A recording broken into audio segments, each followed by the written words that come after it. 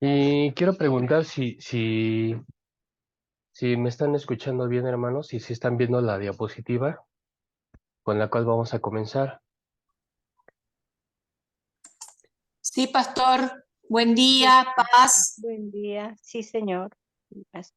Muy buenos días a todos. Muy bien, pues vamos a orar. Hermana Esther, ¿nos puede dirigir en la oración de inicio, por favor? Sí, pastor. Oremos. Oremos. Padre, te doy gracias en este nuevo día que nos das y que nos permites estar en esta clase con nuestro hermano pastor. Pedimos tu bendición, Señor, sobre nuestras vidas como alumnos, sobre nuestro profesor, Señor. Te damos gracias por este momento que podemos vivir del seminario, Señor. Nos ponemos en tus manos para aprender de ti a través de nuestro profesor. Te damos las gracias, te bendecimos, Señor, y te damos la gloria por tu grandeza en nuestras vidas, Señor. En el nombre de Jesús lo pedimos. Amén. Amén. Muchas gracias, hermana Esther. Pues bien, vamos a comenzar entonces y justamente con el tema que estábamos hablando ayer acerca de las dos posturas, la de Calvino, la de Arminio, y cómo tienen bastante influencia hasta el día de hoy. Me encontré algo en redes sociales porque en una de ellas, en Facebook, estoy suscrito o adherido a algunas páginas de teología. Y justamente me encontré ayer una publicación que incluso viene firmada y todo, y que se me hizo muy interesante porque alude directamente a lo que hemos estado reflexionando. Entonces, quiero que hagamos un ejercicio sin yo mencionar nada, absolutamente nada en cuanto a qué postura puede ser o a qué se refiere, más bien es la interrogante para ver ustedes qué es lo que pueden identificar de lo que se publica. Es una publicación bastante corta, pero ya la misma portada de esa página de Facebook dice mucho acerca de la ideología que se va a manejar. Todo grupo de cualquier índole, no solo los grupos religiosos, pero también grupos políticos, grupos de cualquier índole, cualquier tipo de agrupación tiene, de hecho, una ideología. Este, y la ideología que se tiene a veces es fácilmente identificable. Y con base en lo que estuvimos considerando el día de ayer acerca de estas dos posturas y cómo su influencia llega hasta nuestros días, entonces quise presentarlo como un breve pero ilustrativo ejercicio de lo que acabamos de reflexionar y de considerar. Muy bien.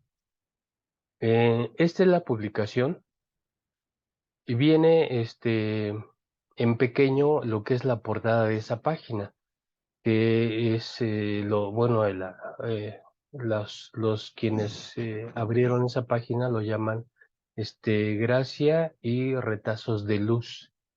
Y bueno, ahí viene una pequeña frase que dice abandonar la idea de creer que lo recibes de creer que lo que recibes de Dios. A ver, voy a volver a leer. Abandonar la idea de creer que lo que recibes de Dios es tu derecho y empieza. No, no, no, estoy leyendo mal.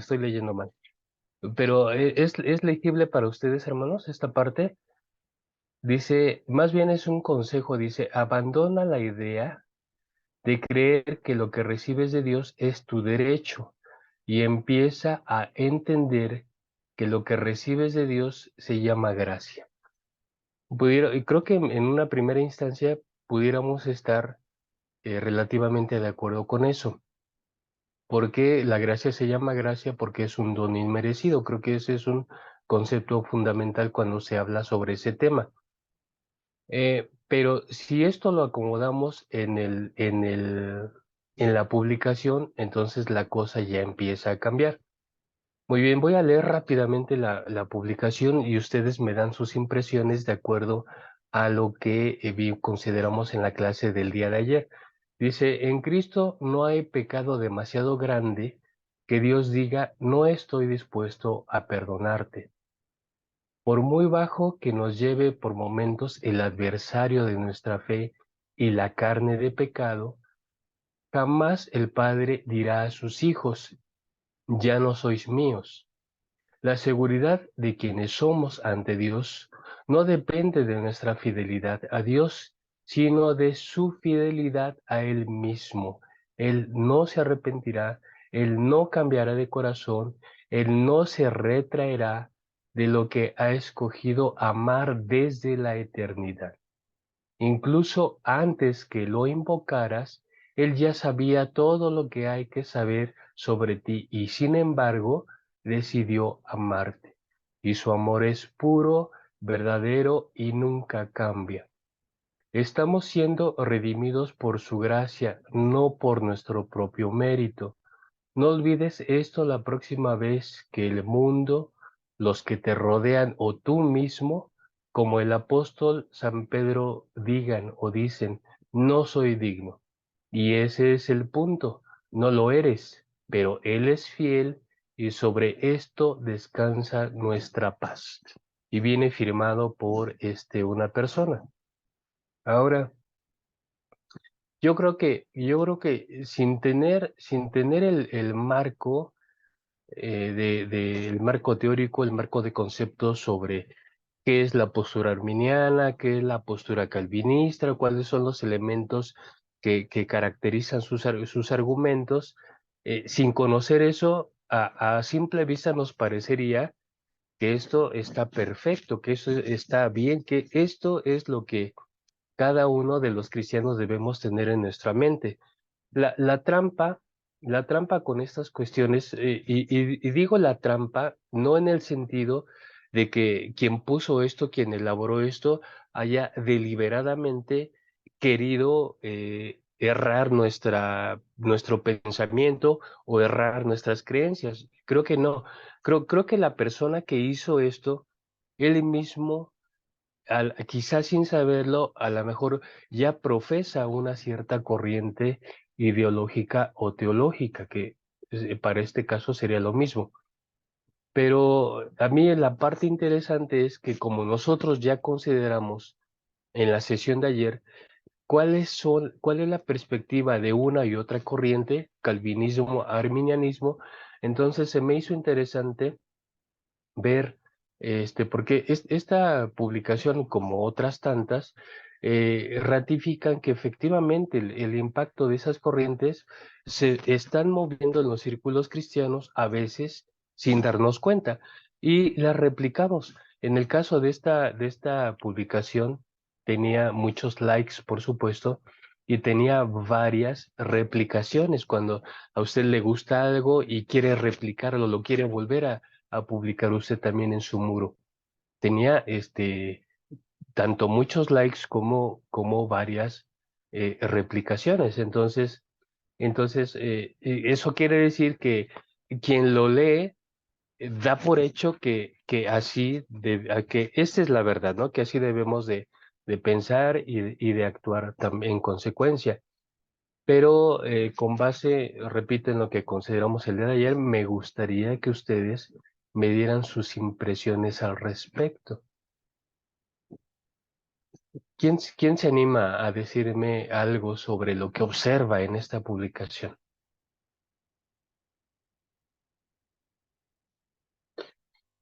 La trampa a la que yo me refería es que a veces muchas de las veces las cosas vienen mezcladas. Trae elementos verdaderos, pero trae también elementos no tan apegados a la verdad bíblica. Y justamente esto es lo confuso, porque uno puede estar de acuerdo con algunas de las partes y dar por hecho que todo es verdad, que todo es bíblico, que todo es teológicamente correcto.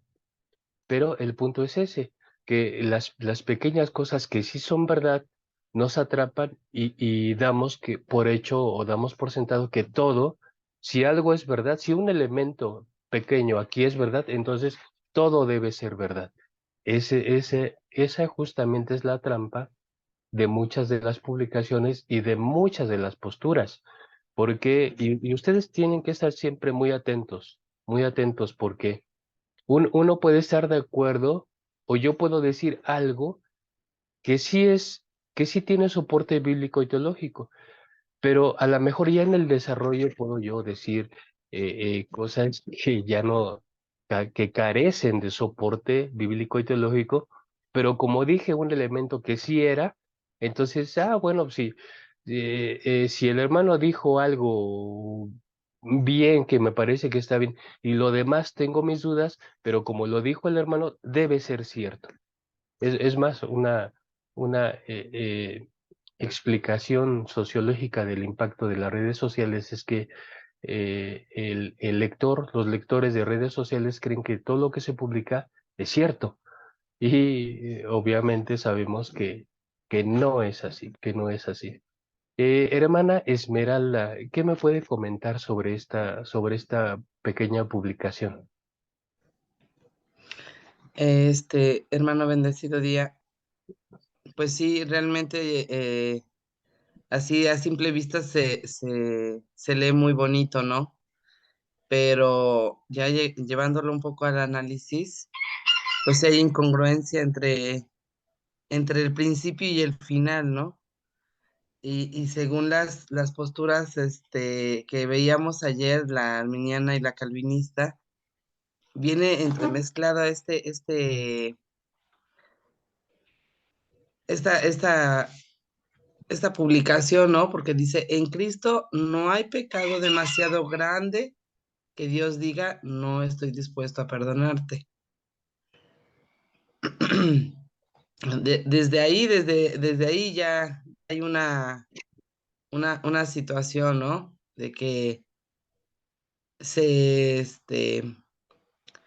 no se le da la importancia a lo que es el pecado, ¿no? O sea, ahí se está minimizando, ¿no? La situación del pecado.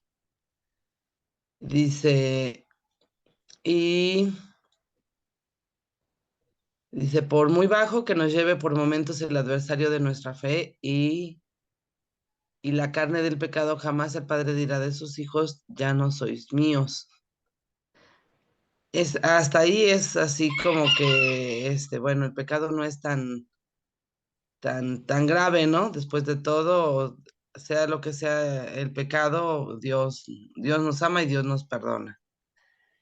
Pero aquí hasta abajo, bueno, casi en la última parte dice, estamos siendo redimidos por su gracia, no por nuestro propio mérito. Y como usted decía, o sea, a simple vista, incluso con la leyenda que dice hasta abajo, bueno, pues podríamos entenderlo, ¿no? Como lo que nosotros tenemos por concepto de la gracia.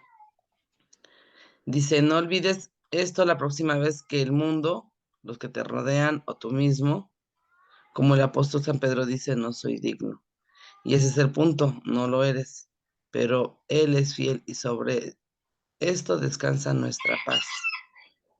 Entonces, pues de alguna manera, aquí este, esta parte de esta leyenda, pues nos da a saber que, pues no importa, ¿no? El tipo de pecados que hagamos, todo lo que lleguemos a hacer, de todos modos, Dios ya nos está redimiendo por su gracia. Y entonces, pues el pecado pues no es tan grave, ¿no? Ujú, Hagamos lo que hagamos, pues el Señor ya nos redimió. Entonces, como que se quita una cierta importancia de, de, de lo que el ser humano pueda hacer. Y es así como que no darle importancia a nuestros propios actos, ¿no? Porque también nosotros creemos, aun cuando creemos que nosotros somos redimidos por la gracia de nuestro Dios, pero que también no debemos de pecar. Y entonces este tipo de reportes pues a saber que, pues no importa lo que hagamos, no podemos no nada más mentir o chismosear, matar, ser infieles. De todos modos, el Señor ya nos redimió y podamos hacerlo cuantas veces, no importa, Dios ya nos redimió. Entonces, como que se resta esa situación de que pasaría como la iglesia tradicional, ¿no? Pues cuantas veces uno peque, viene, uno se confiesa y nos dan la expiación y cumplimos nuestro castigo y pues volvemos a pecar. Entonces, como que hay incongruencia entre el principio y el final. Bueno, eso es lo que yo alcanzo a observar, así a simple Claro, vista. claro, claro, sí, efectivamente, muchas gracias, hermana Esme, por su aporte. Hay una tendencia, usted bien dijo, bien señaló que viene entremezclado, quizá un poquito de una postura, un poquito de otra, pero a su parecer personal, qué es lo que más destaca? ¿Cuál postura le parece a usted que más, es la que más destaca en el texto? La arminiana, hermano. Ok, bueno, para ustedes la arminiana, muy bien. ¿Alguien más quiere opinar?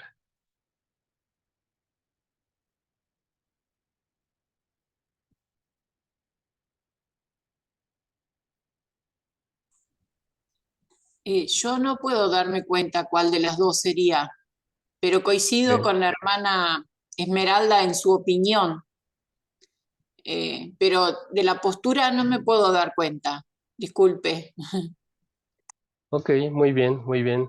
Pues esto está haciendo también me estoy dando cuenta que esto también está haciendo una evaluación para mí mismo, porque porque yo intenté el día de ayer explicar cuál es la diferencia entre las dos posturas y con un poquito de detalle tratamos de ver ambas. Entonces, es cierto, a veces, hermana Esther, yo creo que a veces lo que nos impide ver la diferencia entre una y otra postura, en este caso, es a veces, y esto no es malo porque simplemente es algo natural en nosotros, ya traemos un esquema de pensamiento incorporado a nosotros. Cuando somos evangelizados, nadie nos dice, ¿sabes qué? Te voy a evangelizar desde la postura arminiana o te voy a evangelizar desde la postura calvinista. O sea, obvio que no nos dice nada de eso, simplemente vacían sobre nosotros conocimiento doctrinal sobre la iglesia, etcétera, que tiene que ver ya con una postura, pero nunca nadie nos dijo, nos señaló que correspondía, que eso que estamos manejando, la argumentación corresponde a una o a otra corriente. Obvio que no lo dicen. Y no somos conscientes, entonces damos por hecho. Y justamente esta es la cuestión de las redes sociales que circulan muchas cosas a las cuales sin mayor recato damos like, porque nos parece que están bien.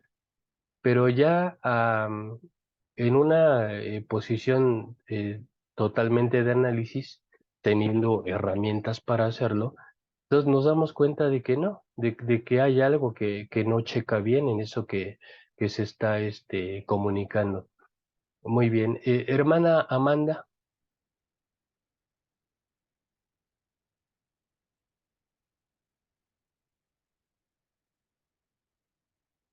muy bien.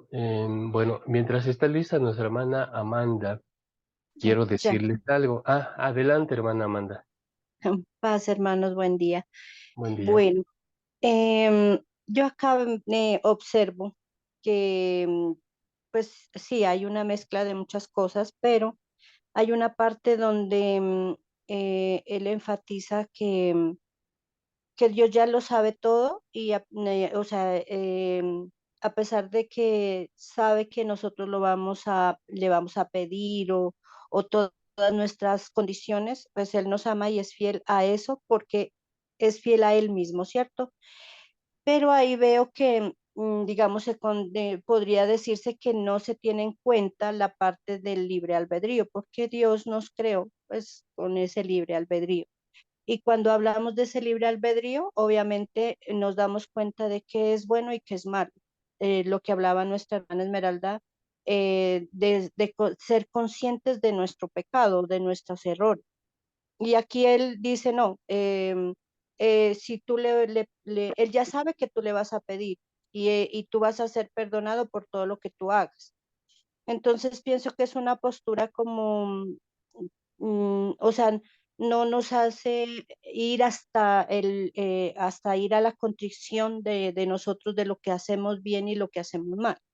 Entonces es como para mí, ¿no? Como facilista, decir, bueno, y es verdad que tenemos la gracia, y la gracia es eso, ¿no? Que Dios nos perdona, pero si nosotros somos conscientes y le pedimos perdón a Él. Entonces ahí veo que es más como, o sea, siendo como facilista todo. Tú puedes pecar y el pecado puede ser grande, pequeño, pero para Dios el pecado es uno. Pero acá en este escrito, pues él no, da a entender que cualquier clase de pecado que cometamos, porque pues nosotros como humanos somos los que hemos clasificado el pecado. Y ahí estamos diciendo, bueno, él te va a perdonar, pero no enfatiza si tú te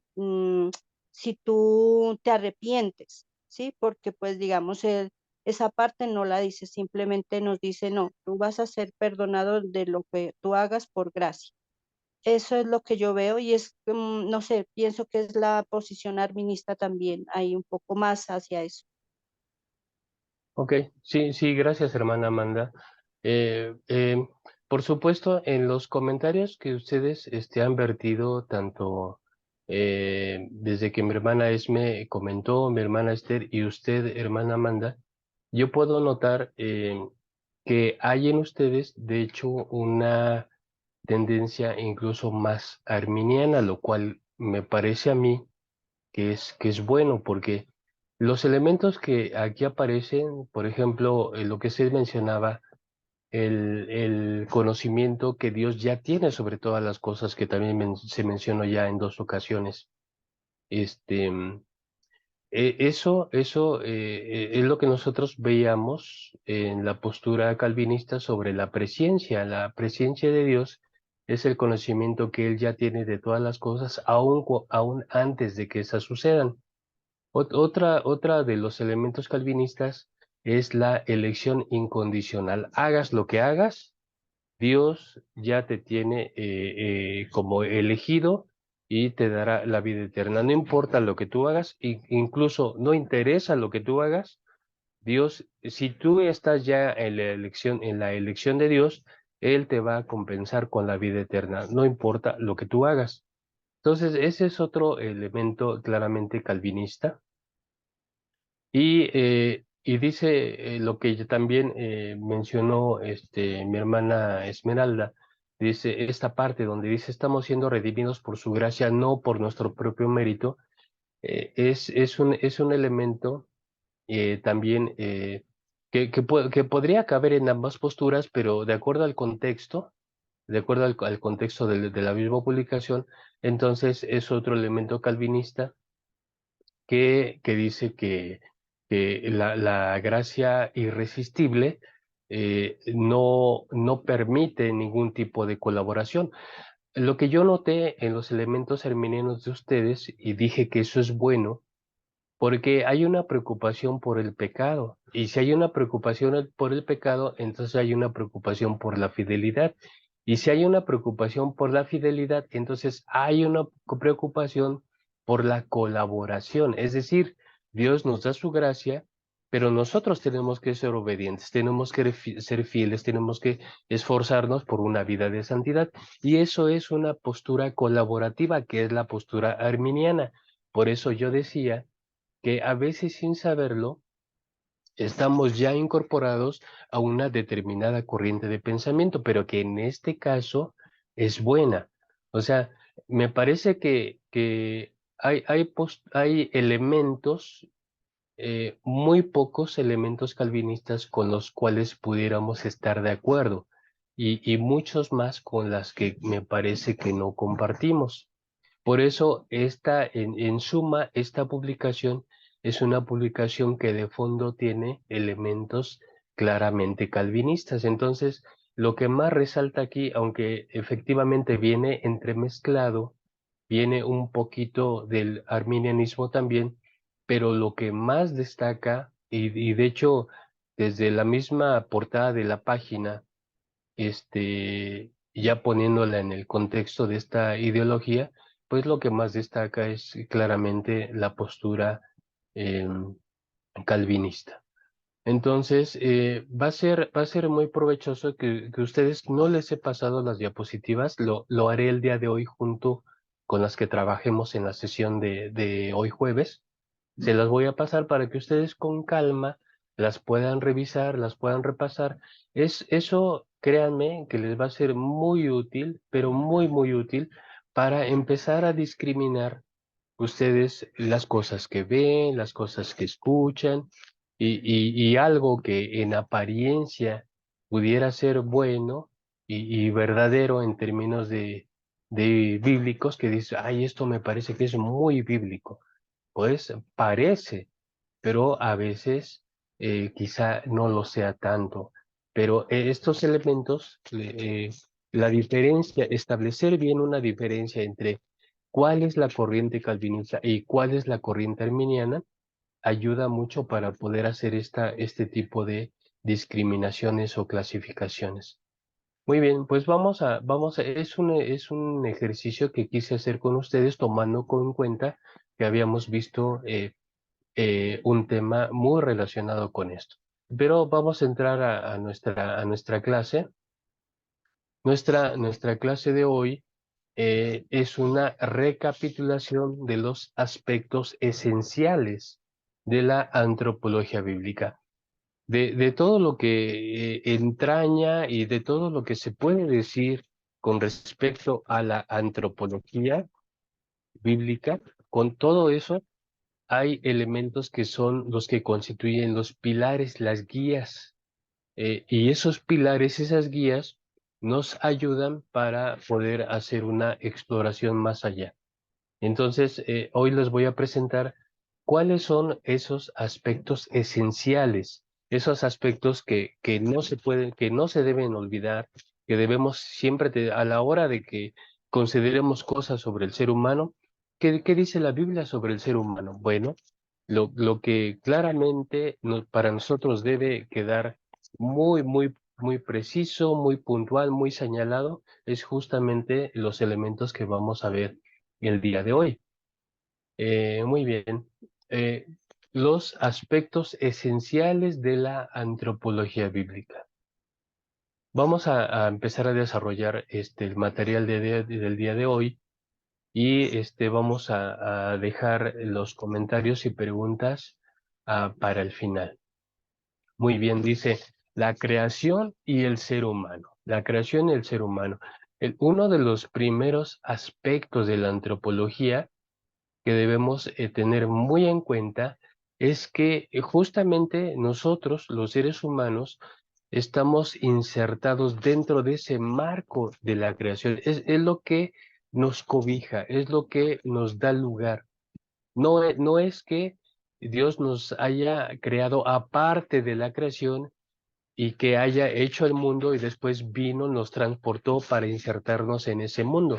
No, de hecho la, mm, el mensaje bíblico es que creó todas las cosas y cuando ya estaba todo creado, el mundo, cuando estaba ya la creación hecha, entonces hizo al hombre y aunque parece muy sencilla la frase del polvo de la tierra, en realidad, no es una frase tan sencilla ni para tomarse así tan fácil, sino que hay una profundidad en eso y justamente es lo que señala nuestra condición como criaturas. Muy bien, entonces aquí en este primer elemento esencial de la antropología bíblica, tenemos el marco donde cobra vida lo humano. Y tenemos aquí 3 incisos. El primero es su condición de criatura. ¿Qué significa tener una condición de criatura? Todas las criaturas que fueron hechas tienen lugar dentro de un marco específico, que no es algo distinto con el ser humano. Pero diríamos en términos lógicos, si hay una criatura, es porque hay un creador. Entonces, la condición de criaturas nos conecta también con el estatus del creador. Somos criaturas porque alguien nos creó. Creo que ese es uno de los primeros factores de la antropología bíblica, tener la conciencia de que Dios nos ha hecho, ¿sí? Y por eso dicen algunos pasajes del Antiguo Testamento, porque Él nos hizo y no nosotros a nosotros mismos. Él nos hizo. Esa conciencia de lo sistémico, esa conciencia de que somos parte de la tierra, hemos sido formados del polvo de la tierra, y bueno, biológicamente, todos los elementos químicos que existen en nuestro cuerpo, obviamente existen en la Tierra. Todos estamos químicamente, nosotros estamos conectados con la Tierra. Por eso en términos seculares, no religiosos, lo señalo, en términos seculares, a la creación, en términos seculares se le llama la Madre Tierra. ¿Por qué? Porque de ahí salimos todos. Eso es en términos seculares, pero en términos bíblicos, en términos de teología cristiana, no es la madre tierra, sino es el creador que nos hizo del polvo de la tierra. Y entonces ese primer señalamiento de que hay una condición en nosotros como criaturas, nos ubica en el plano, en el horizonte de lo creacional. Y si nos ubica en el plano de lo creacional, entonces eso es la base para toda una consideración de, de que nosotros no estamos, aunque hay pasajes que dicen que somos la corona de la creación porque el Señor nos ha coronado de gloria y de lustre y nos hizo estar sobre. Sí, o sea, eso es cierto, porque, pero ¿qué es lo que nos hace tener ese estatus? Bueno, lo único que nos hace tener ese estatus es porque portamos la imagen de Dios. Por eso nos coloca en ese estatus de ser la corona de la creación. Pero a veces enfatizamos mucho esa parte y se nos olvida la parte sistémica, es decir, la parte de que somos polvo. Y esto a veces lo recuerdan los escritores bíblicos, porque polvo somos y al polvo volveremos. Es decir, o sea, de ahí surgimos y ahí vamos a retornar. Nuestro cuerpo lo vamos a volver a retomar, pero nuestro cuerpo está íntimamente conectado con la tierra, con todos los elementos químicos de la tierra. Por eso hay todo un desarrollo y creo que más hoy día hay un auge que cada vez se va más dando en los seres humanos, en las sociedades actuales, sobre la medicina alternativa, es decir, utilizar medicamentos no químicos, no elaborados por el hombre, aunque muchas veces estos químicos son replicados de lo que hay en la naturaleza, pero hay una tendencia actual en la sociedad moderna de recurrir a la medicina alternativa, y con eso se quiere decir aquello que la misma tierra produce, muchas hierbas. De hecho, hay muchas investigaciones con respecto a la farmacología de las hierbas. En México es uno de los países en el mundo que tiene muchas hierbas medicinales de todo tipo. Y hay muchas investigaciones al respecto.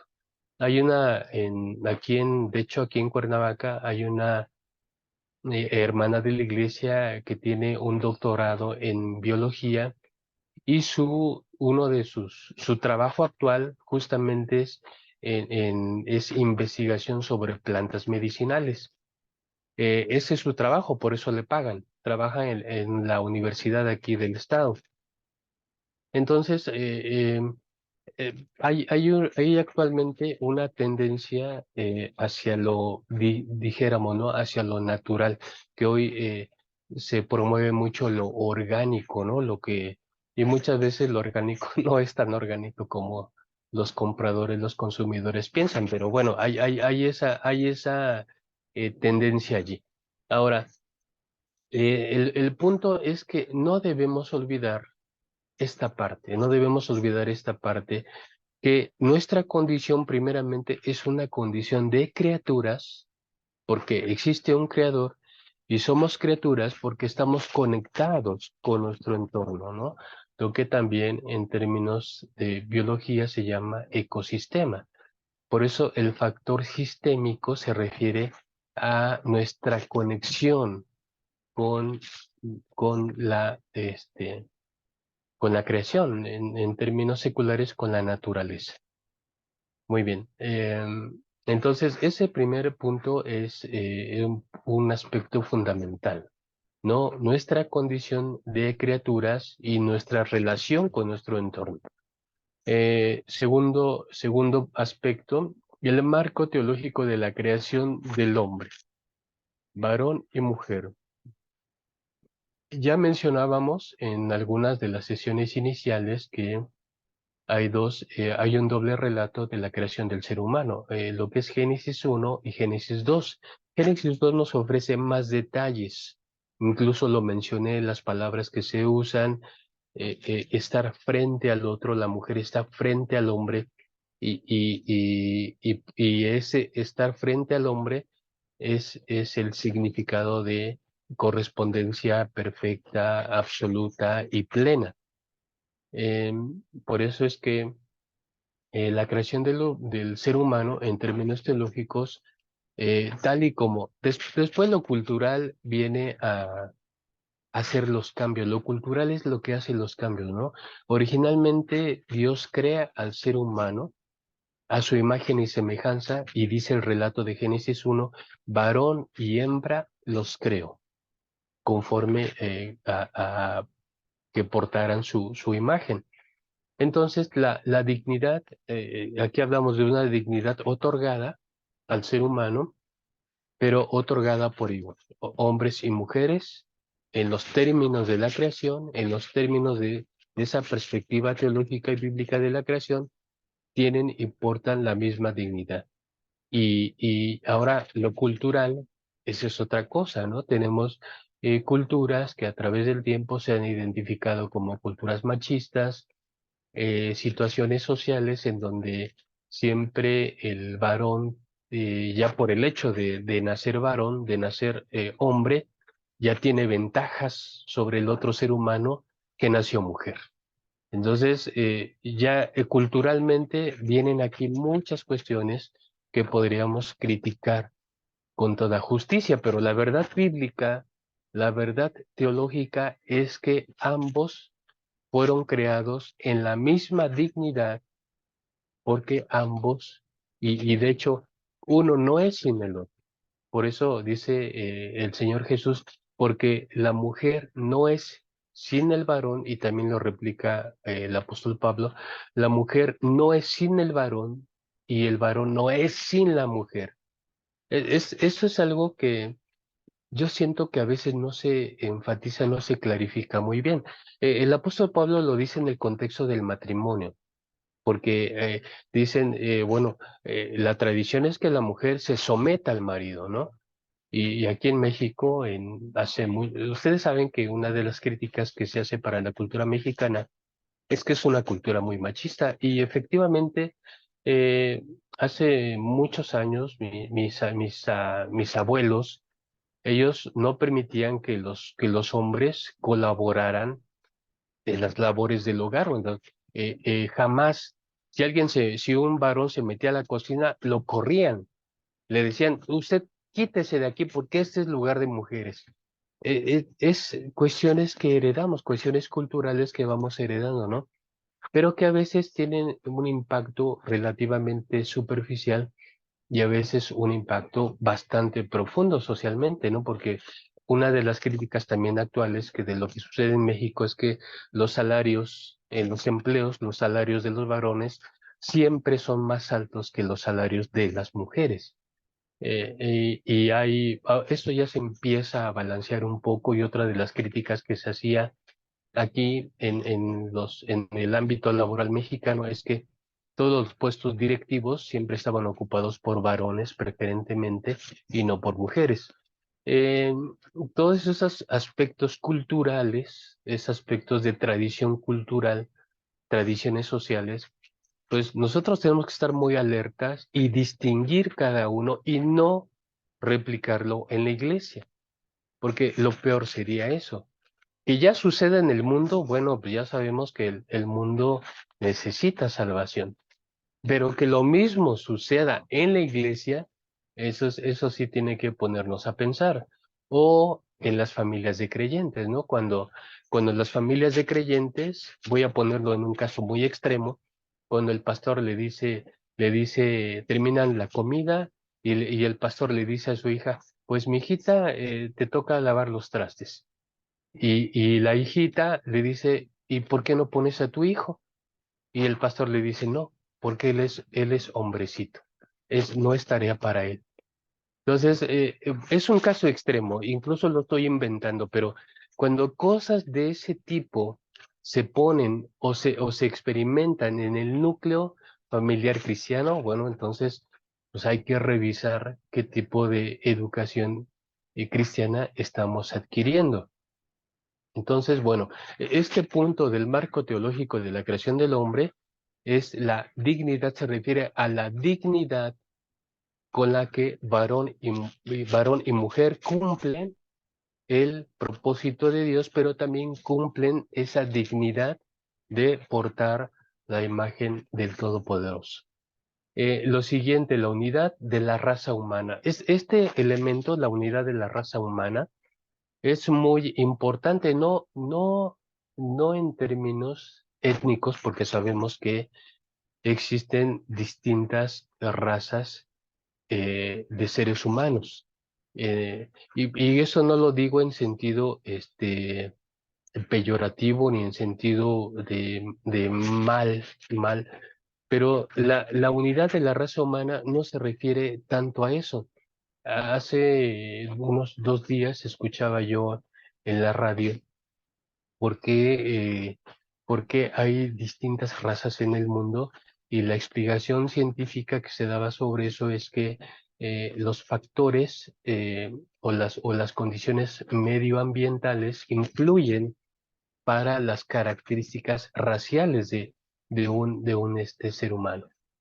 Entonces, por eso es que en distintas regiones del mundo, según sea las características climáticas, entonces va a ser las características de la persona.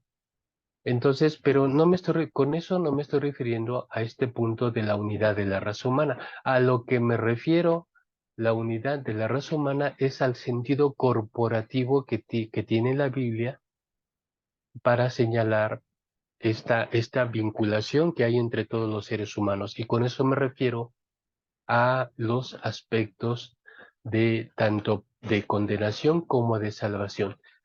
Y un ejemplo es cuando el apóstol Pablo señala, dice, porque en Adán todos pecamos, pero en Cristo todos somos salvos. Ese sentido corporativo, es decir, todos estamos suscritos, todas las generaciones de seres humanos están suscritos sin salvación, están suscritos en Adán y tienen la naturaleza de Adán, es decir, una naturaleza pecaminosa, débil, frágil, etcétera, rebelde, en fin.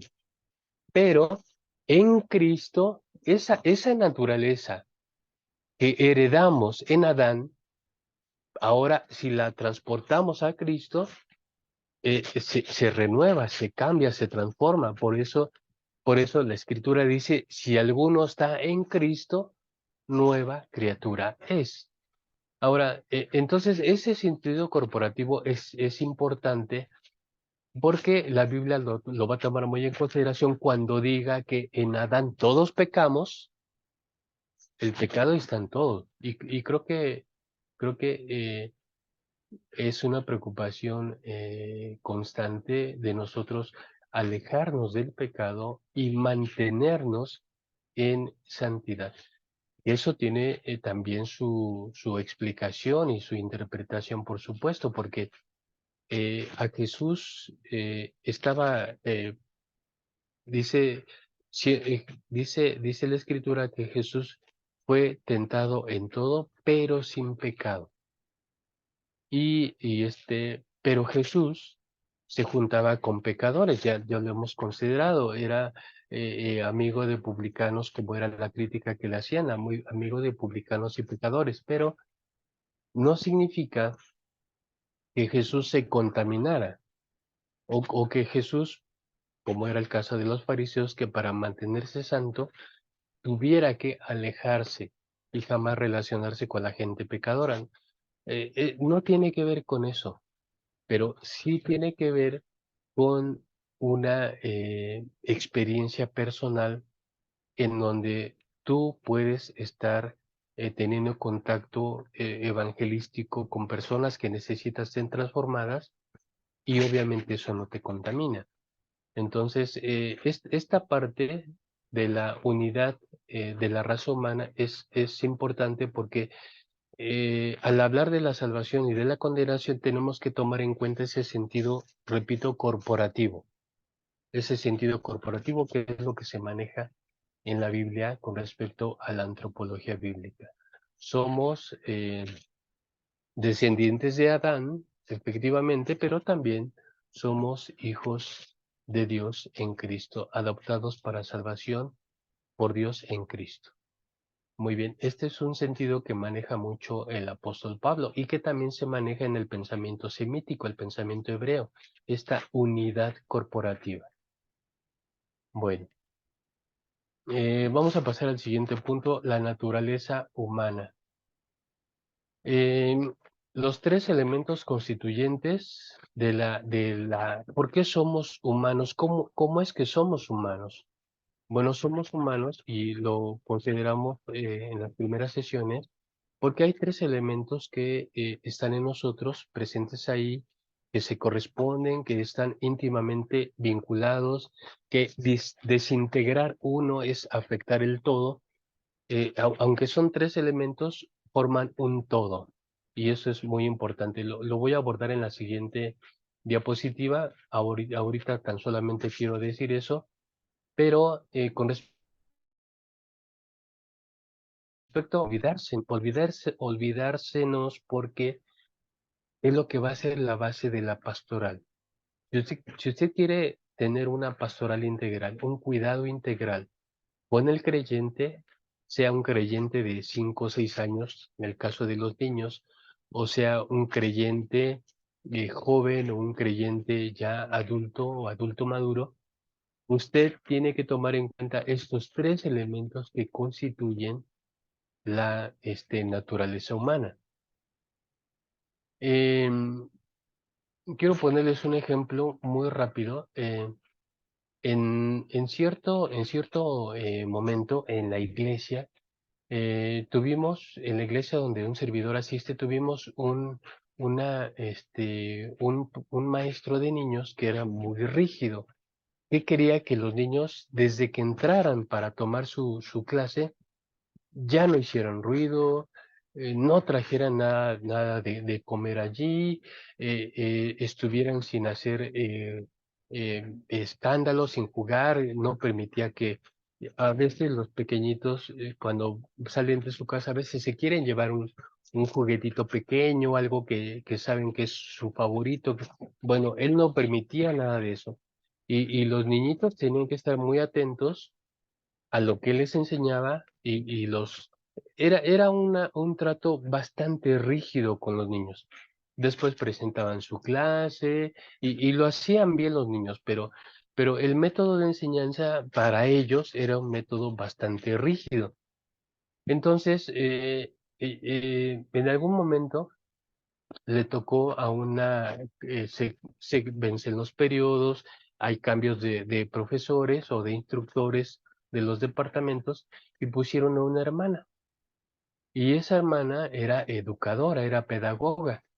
Y entonces ella conoce muy bien esta etapa de la, del desarrollo humano. Así es que para que los pequeños sacaran su energía y después ya estuvieran concentrados para la clase, lo primero que hacía es meterlos en actividad.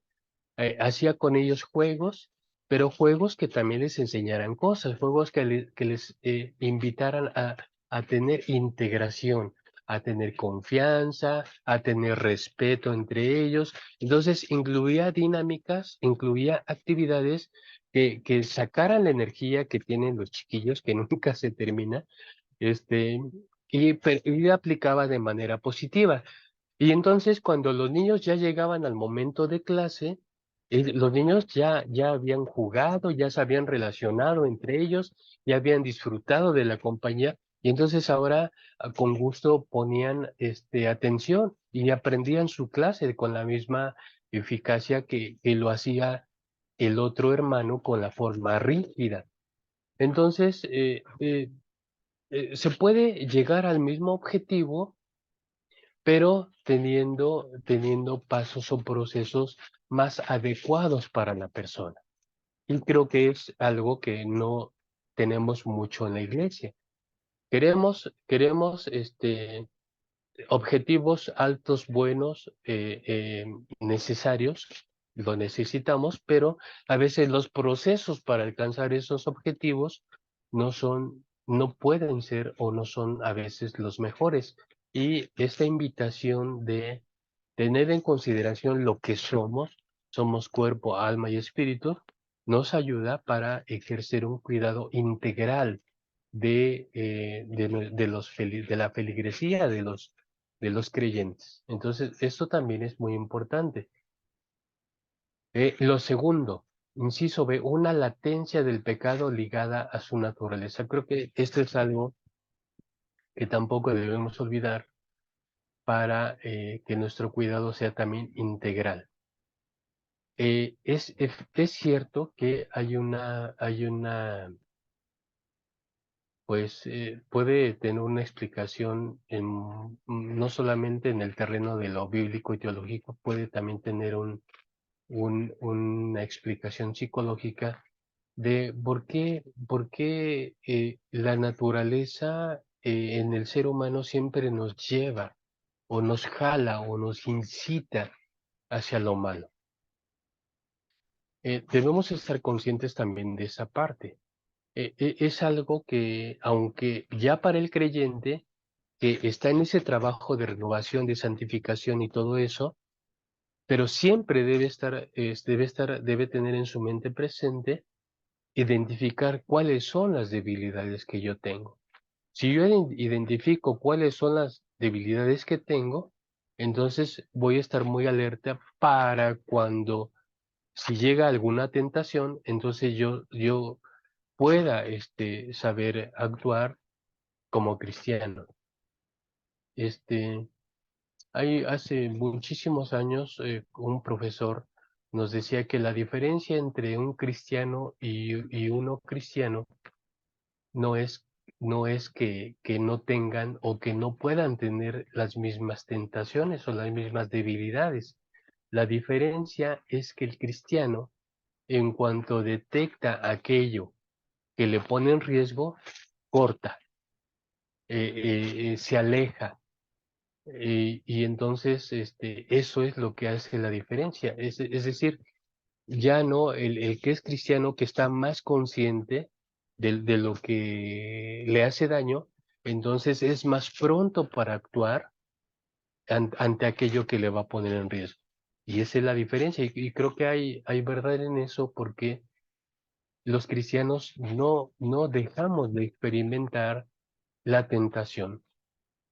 Si no sucumbimos a esa tentación, qué bueno, gloria a Dios. Pero si sentimos que llegamos a sucumbir a esa tentación, entonces tenemos que reafirmar más la protección o en este caso la asistencia de Dios y de su Espíritu para esos puntos que nosotros son débiles, que nosotros son frágiles. Y eso justamente se llama santificación. Bueno, entonces, pero este es un elemento que siempre debe estar ahí presente.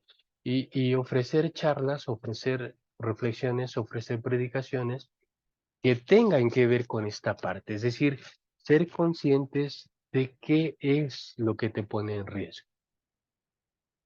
Y darte los elementos, darte las herramientas para poder protegerte, ¿no? Toda esta cuestión preventiva. Muy bien, pero ese es un elemento que también se debe tener muy en cuenta en el tema de la antropología bíblica. Muy bien. Un tercer punto es la irremediable necesidad de salvación que tenemos.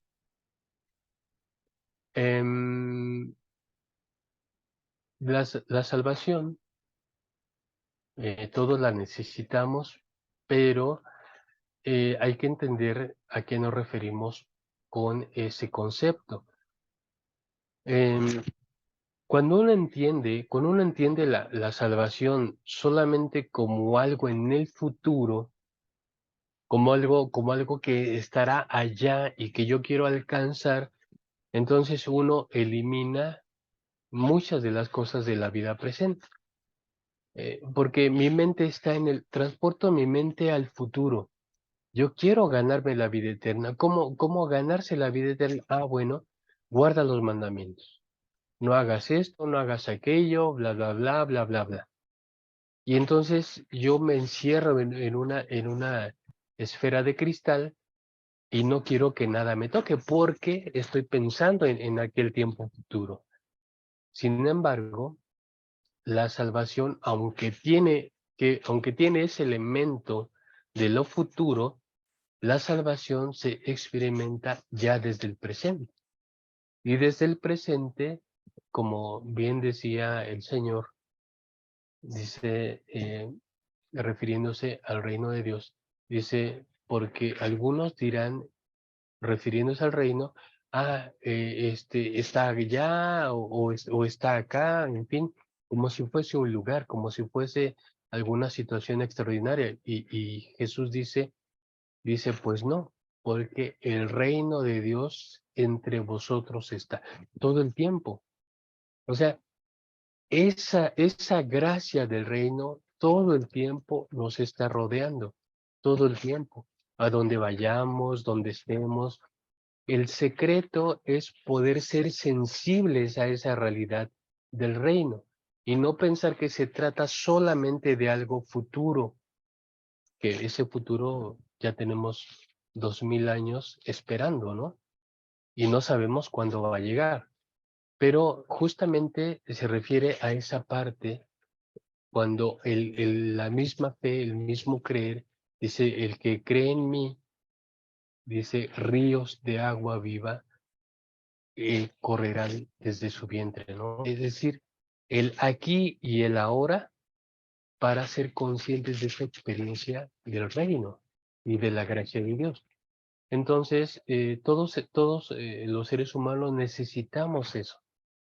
Creo que la vida de muchos que fluctúa en tantas actividades todo el tiempo, no hay tiempo para esto, no hay tiempo para nada, en fin, hay tiempo para sobrevivir y vamos sobreviviendo, pero se nos olvida vivir, se nos olvida disfrutar lo que Dios nos regaló, lo que somos nosotros, nuestra familia, nuestros seres queridos, nuestros hermanos de la iglesia.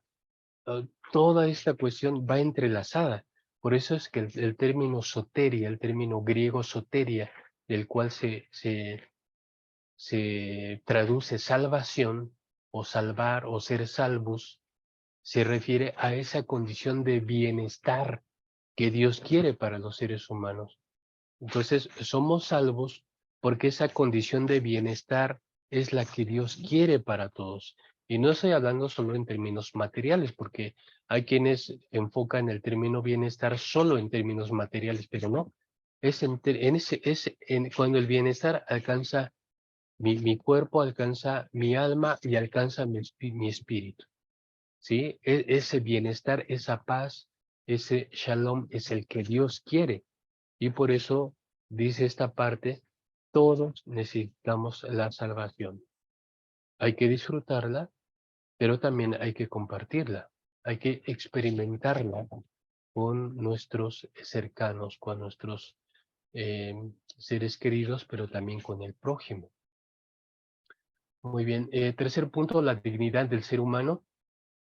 Ya estamos señalando lo importante que es esta parte. Portador, en primer término, somos portadores, hombres y mujeres, portadores. ¿Qué es ser portador?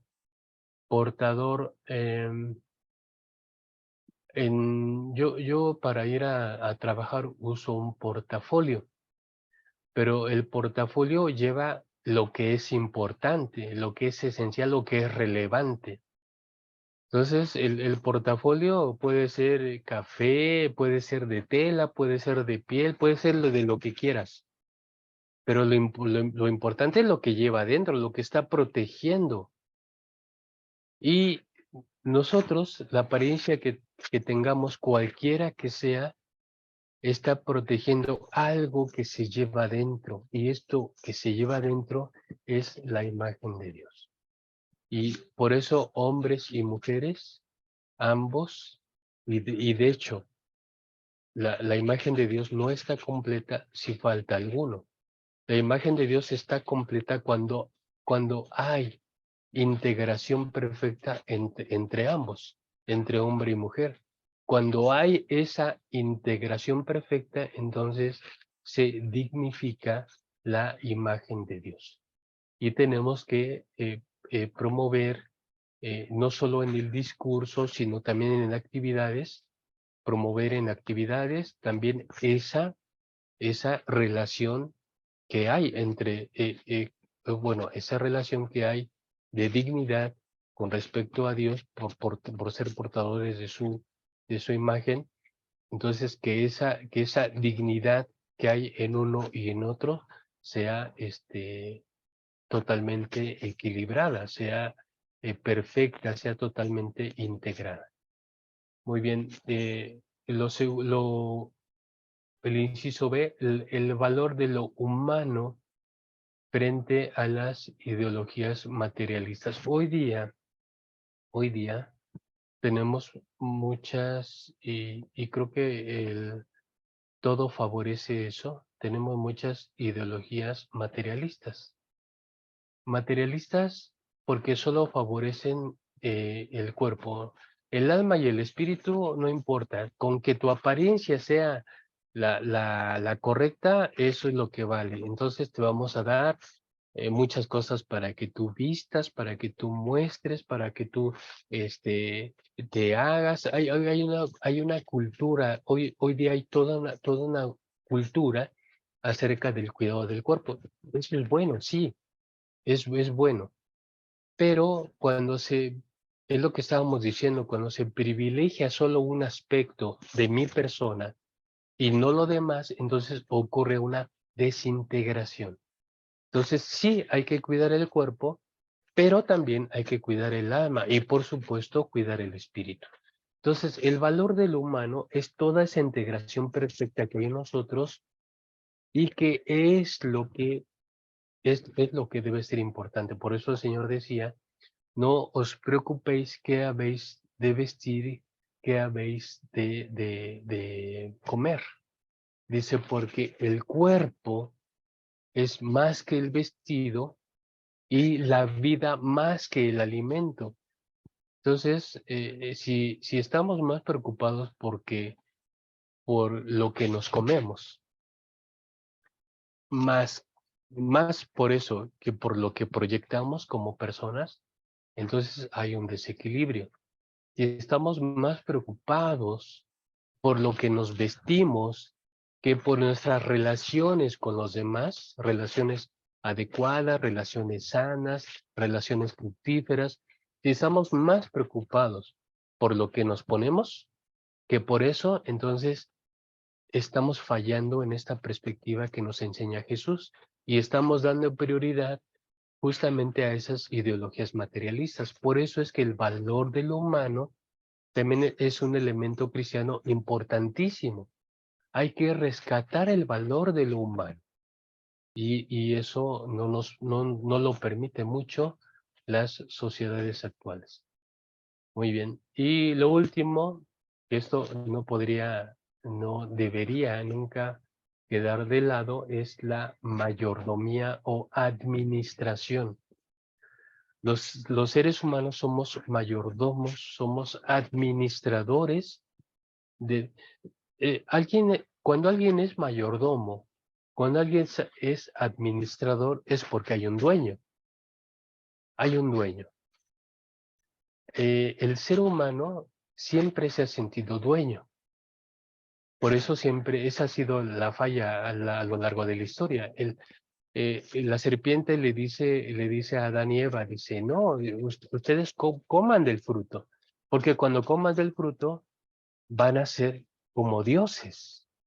Esa es la tentación que más ha afectado al ser humano. Ser como Dios, olvidarnos de ser administradores mayordomos, no. Yo soy el dueño, quiero ocupar el lugar de Dios.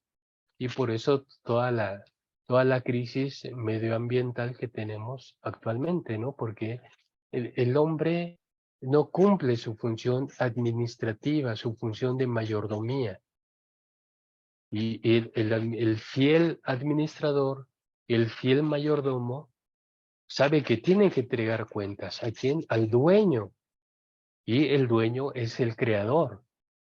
Pero, repito, esta falla ha acompañado siempre al ser humano de decir, no, yo no soy administrador, yo soy el dueño. Así es que yo quito, yo hago esto, yo aquello.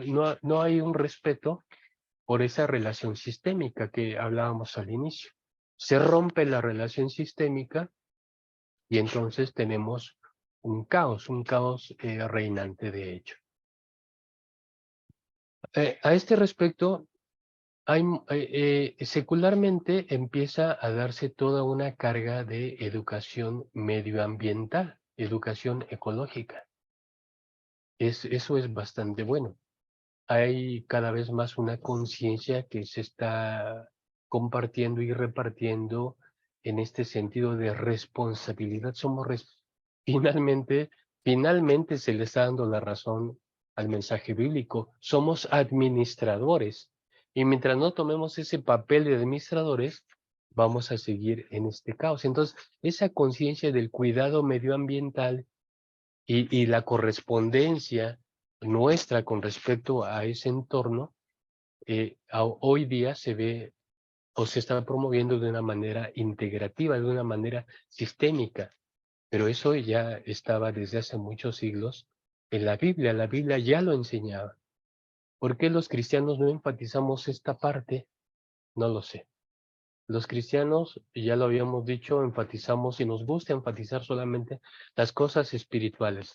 Le damos mucho al alma y mucho al espíritu, pero no a lo demás. Y me parece que este punto dentro de la antropología bíblica lo tenemos que empezar a rescatar. El apóstol Pablo dice que la creación gime, la creación también se queja. Dice, porque ¿qué es lo que hace falta? Que se den a conocer a los hijos de Dios, que los hijos de Dios, los creyentes, tomen su lugar y su papel en el mundo. Y no hay mucha educación porque decimos es que esa no es nuestra área. Eso no corresponde, no tenemos charlas, ni mensajes, ni predicaciones que tengan que ver con nuestra responsabilidad en términos de ecología, ¿no? O sea, no es nada de eso existe en la iglesia. Hace también, no mucho tiempo, miraba yo cómo ya se empieza a medir la huella o el impacto que cada persona deja en el mundo. ¿Cuál es la huella de contaminación que Alfredo Trejo va a dejar en el mundo a lo largo de su vida? Y es impactante todo el daño que causa al medio ambiente Jesús Trejo a lo largo de su vida, desde que es pequeño hasta que es llamado ya al descanso. Todo ese periodo, todo ese tiempo, dejamos un impacto. Bueno, ahora lo que se enseña, o en este contexto, lo que se quiere enseñar es que debemos reducir, no se puede desaparecer. O sea, ¿qué va a pasar con esta camisa que trae en este momento puesta Jesús Trejo? Pues se va a hacer viejita y la va a tirar y va a comprar una nueva. Sí, pero la pregunta no es esa, la pregunta es, ¿a dónde se va esa camisa viejita y rota? ¿Dónde se pone? Ah, pues en un basurero. Y ese basurero contamina el medio ambiente, contamina las aguas subterráneas, contamina de muchas cosas, ¿no? Hoy es terrible la contaminación que hay en el mundo, pero el impacto el que nosotros dejamos en el mundo es un impacto grande. Imagínense millones de personas, el impacto que están dejando en el mundo. Entonces, se trata de reducir. ¿Cómo yo puedo ser consciente de este papel de mayordomo, de ese papel de administrador de la creación? ¿Cómo puedo ser consciente y reducir mi impacto de afectación en el mundo? Son cosas que no se hablan en la iglesia, pero que son importantes y que forman parte de esta cuestión o de esta visión bíblica de la antropología. Muy bien, entonces debe haber un balance, hermanos. Definitivamente debe haber un balance. Si no hay balance, hay desintegración. Si no hay balance, hay parcialidad. Y por eso estamos como estamos, en todos los sentidos. Muy bien, entonces somos criaturas, somos imagen de Dios y tenemos una dimensión, una triple dimensión que debe ser atendida lo más perfectamente posible. Entonces, criaturas, ¿qué significa esto? El ser criaturas establece nuestro vínculo tanto dentro de la creación, pero también establece nuestro vínculo con el Creador, lo cual nos lleva al siguiente punto. Somos imagen de Dios. Es el portar dignamente, ser portadores dignos de la imagen de Dios. Hay que dignificar esa parte de nosotros. Y cómo debemos, en el caso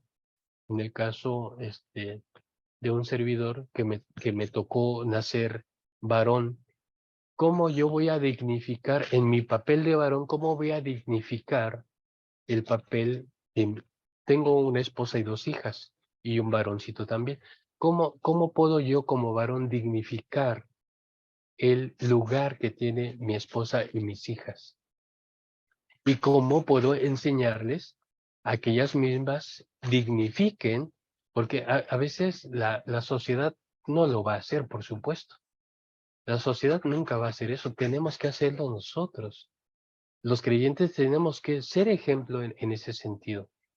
Entonces, ¿cómo hacerlo? ¿Cómo estar conscientes? Porque es muy fácil decir, sí, hermanos, el sábado estamos en la iglesia y decimos, hermanos, todos portamos la imagen de Dios.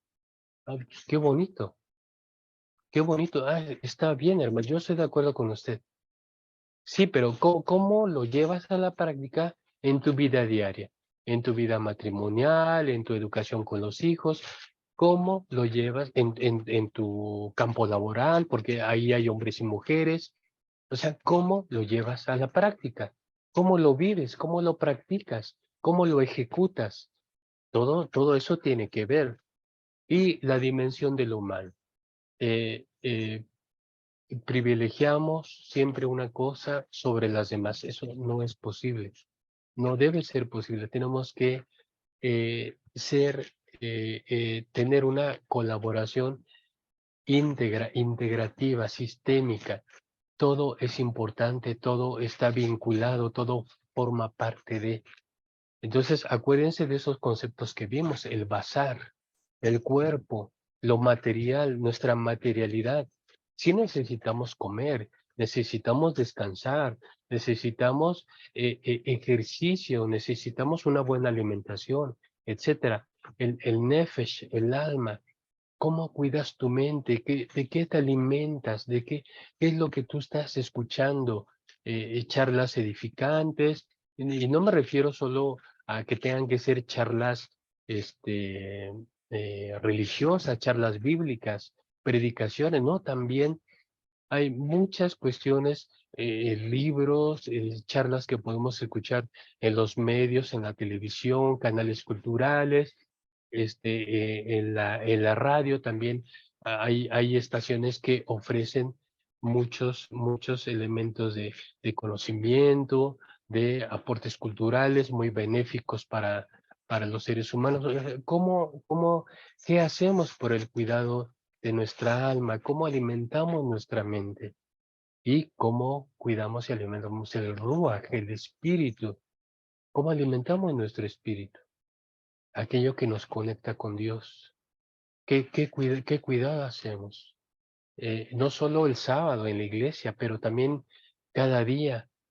Está en mi pensamiento Dios, su gracia, su misericordia, y cómo eso se refleja en mi vida. Sin andarlo predicando, cuando una persona experimenta a Dios en su interior, no necesita andarlo predicando, eso se nota, eso se ve, y te lo van a decir. Oye, yo he notado que tú eres diferente, tú no eres como los demás. Incluso tú, cuando estoy contigo, como que tienes una paz que yo digo, ¿por qué él está siempre tan tranquilo, tan equilibrado? Eh, ¿Por qué? ¿Qué haces tú? Pues es que, mira, yo formo parte de una iglesia y yo tengo unas creencias. Pues a ver, cuéntame o invítame. Entonces, las cosas son atractivas cuando se experimentan y se viven.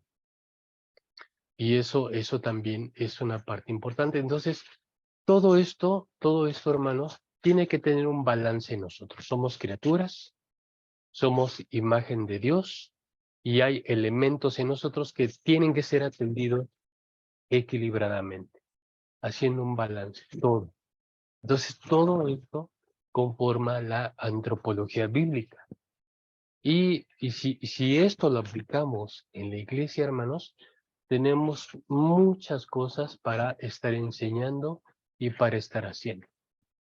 Y ya no estarnos, híjole, de qué voy a predicar hoy, qué tema les voy a dar hoy, porque ya ese tema ya lo di hace como 6 meses, no creo que se acuerden, pero pues a ver, bueno, pues lo voy a dar otra vez. Entonces, a veces batallamos mucho con eso cuando hay tantas cosas de las que podemos hablar y no terminaríamos, hermanos. Son muchas cosas y podemos estar enfatizando diferentes aspectos de un mismo tema y hacerlo también con toda una metodología, con todo ¿saben qué, hermanos? Tenemos una cita especial el sábado y les quiero dar una sorpresa porque vamos a trabajar una dinámica diferente a lo que estamos acostumbrados. Los hermanos, caray, ¿de qué se tratará? Pastor, ¿de qué se trata? No les voy a decir, pero va a ser una bendición para todos. Así es que los espero aquí y si quieren invitar a alguien, adelante. Va a ser algo muy bonito. Y los hermanos dicen, ah, caray, pues ya tengo curiosidad, o sea, ya quiero que sea sábado para estar allí. O sea, tantas cosas que se pueden hacer, hermanos, pero obviamente teniendo los elementos, teniendo el marco de reflexión, teniendo todo esto que debemos, estamos obligados a tomar en cuenta, ¿sí? Muy bien. Entonces, y algo que también se tiene que abordar en la antropología bíblica es la cuestión del pecado.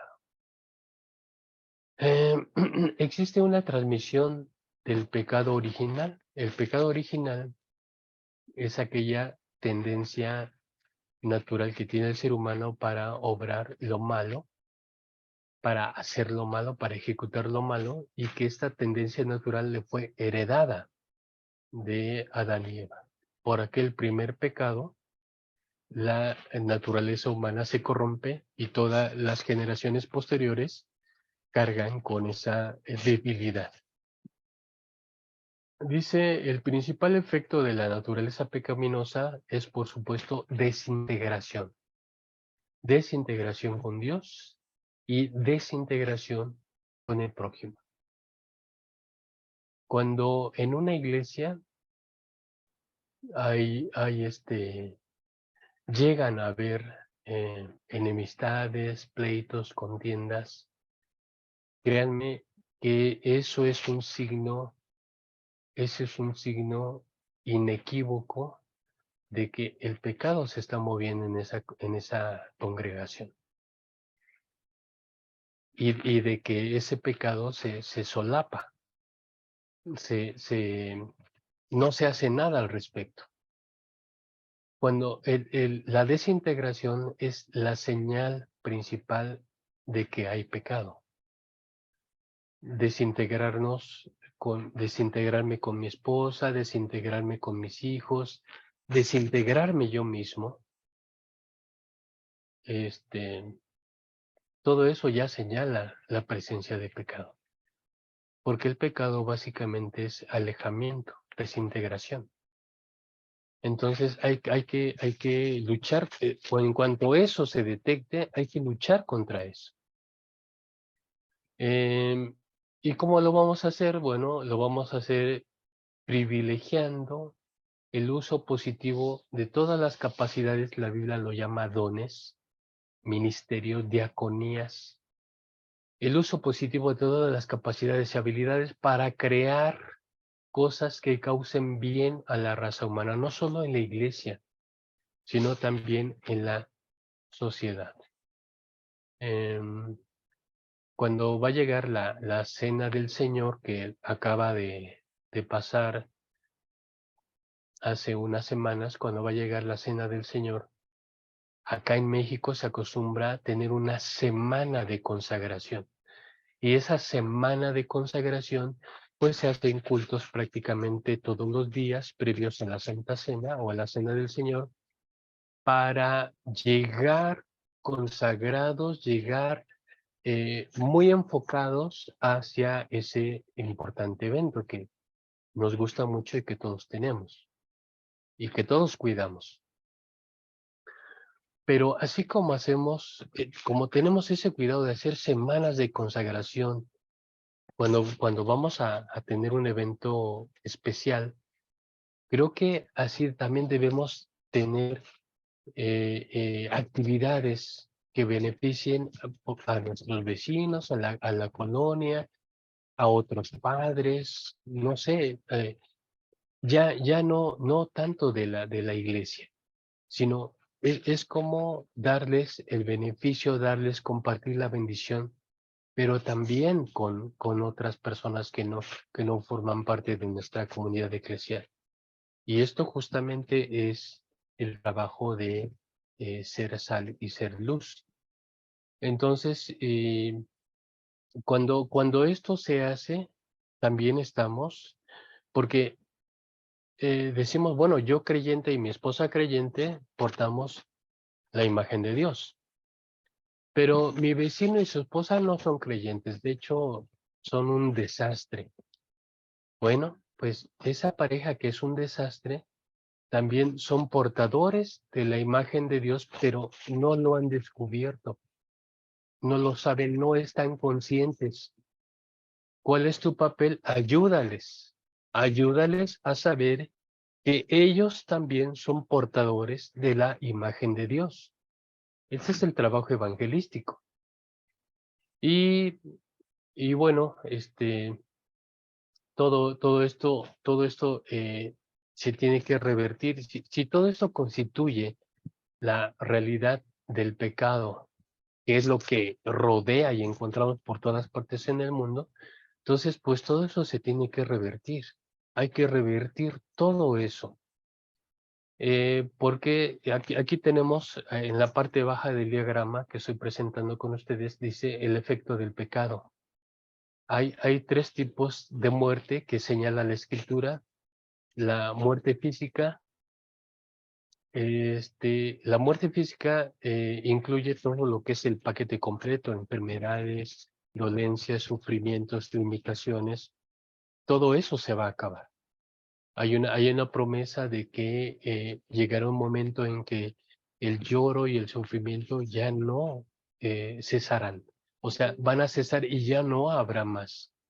Bueno, todo que tiene que ver con el paquete de la muerte física, es uno de los efectos del pecado, pero no solo eso, también es la muerte espiritual, es decir, el alejamiento de Dios, la ruptura con Dios, la desintegración con Dios, y también la muerte eterna, es decir, si una persona, aún escuchando sobre la gracia y el evangelio y el reino y todo eso, decide no, en su libre albedrío, decide no acatar o no aceptar la fe o no aceptar la salvación divina, pues ya sabemos que lo único que le ha de esperar es la muerte eterna. Entonces, es esos tres niveles: muerte física, muerte espiritual, muerte eterna, son los efectos del pecado. Y esos efectos, lo hemos dicho, se deja sentir sobre todo el mundo, sobre toda la humanidad. Y la responsabilidad de nosotros como creyentes es cambiar esto, porque ese es el llamado: ir por todo el mundo y predicar el evangelio, hacer saber a toda criatura que hay una alternativa, que hay un evangelio, que hay una salvación.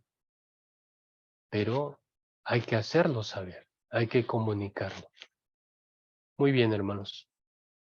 Pues dejamos aquí el material y pasamos a la parte de los comentarios y quizá, no sé, alguna pregunta que ustedes tengan sobre lo que hemos revisado hoy en clase.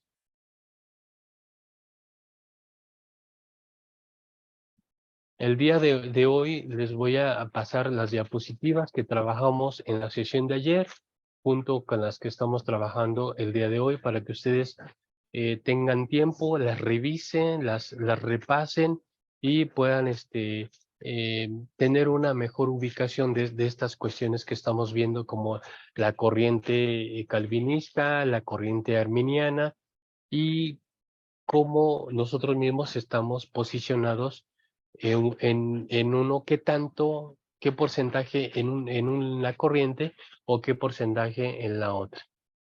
Pero todo eso son herramientas que nos ayudan a nosotros a tener una buena, un buen discernimiento de las cosas que escuchamos y las cosas que vemos, porque todo esto está por todos lados y sí tenemos que ser muy listos para discernir todas esas cuestiones que no son fáciles de discernir, pero con las herramientas adecuadas se puede volver una tarea en la cual nosotros también desarrollemos esta habilidad.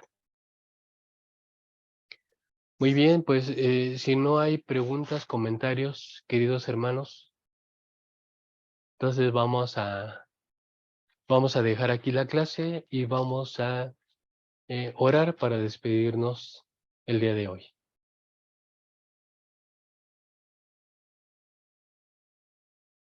Muy bien, entonces oremos, hermanos.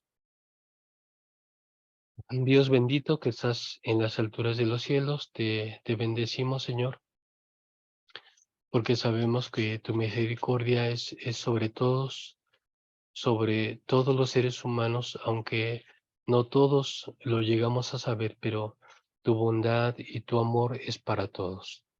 Permite que nosotros sigamos en esa experiencia de vivir tu amor, de conocerte más cada día, Señor, pero también que tengamos en nuestra mente que esto debe ser compartido con quien o con todo aquel que lo necesita. Acompáñanos en este día, Señor. Te pedimos tu bendición para nuestras familias, para cada familia y también cada iglesia aquí representada. Que tú nos acompañes, Señor, que tú vayas con nosotros en las actividades que hoy tengamos, que siempre contemos con tu asistencia y con tu bendición. Gracias, Señor, por toda tu bondad y te lo pedimos en el nombre de Cristo Jesús, nuestro Señor y Salvador. Amén.